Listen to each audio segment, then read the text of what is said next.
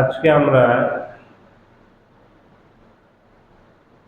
যে বিষয়ের উপর কথা বলতে চাই সেটি হচ্ছে আল্লাহর পথে দাওয়াত।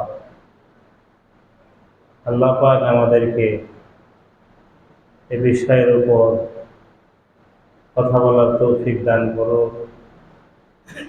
আখির দাওয়ানা আমা তৌফিকি ইল্লা বিল্লাহ। সম্মানিত হাজির,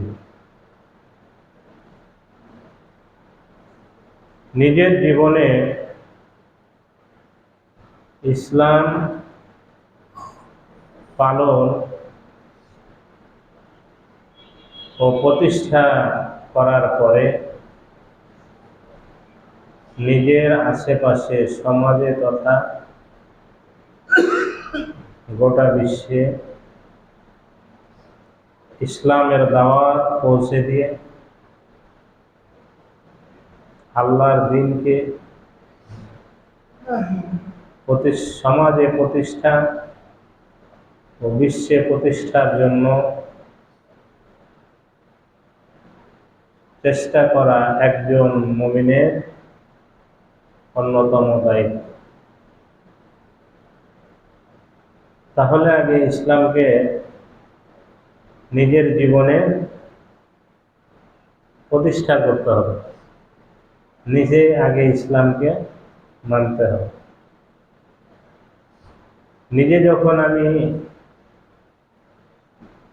ইসলামকে মানব, দ্বীনের উপর চলব, সাথে সাথে আমার উপর দায়িত্ব অর্পিত হলো আমার পরিবার ইসলামের উপর প্রতিষ্ঠা করা হবে।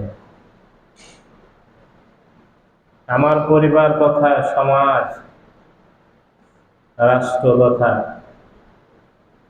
গোটা বিশ্বে যেন ইসলাম প্রতিষ্ঠা হয়ে যায়, ঠিক না?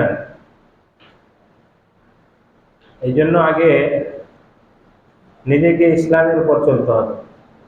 তার উপর চলতে হবে ভাই, নিজেকে ইসলামের উপর চলতে হবে, দ্বীনের উপর চলতে হবে। আমাদের অনেক কমতি, যার কারণে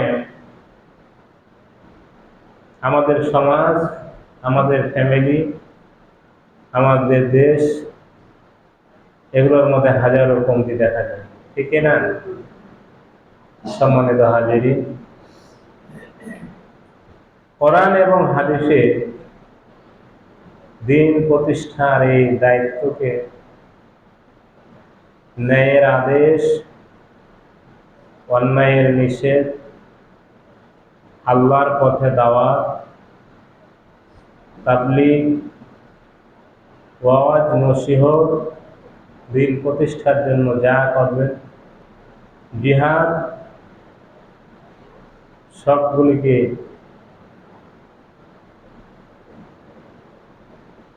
দাওয়াত হিসাবে আখ্যায়িত করা হয়েছে। তাহলে আপনি যেভাবেই দাওয়াত দেন না কেন, ন্যায়ের আদেশ, ভালো কথা যদি মানুষদেরকে বলেন,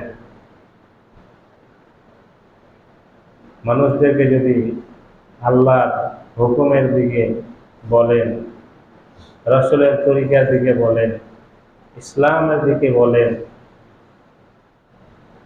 এটাও আপনার দাওয়াতের আমল বলে গণ্য হবে। বলেন সুবহানাল্লাহ। তাহলে আপনি ন্যায়ের আদেশ যদি করেন, আপনার পরিবারে করেন, মহল্লায় করেন, যেখানেই করেন, ভালো কথার আদেশ। ভালো কথা মানে আল্লাহর কথা। ভালো কথা মানে কার কথা?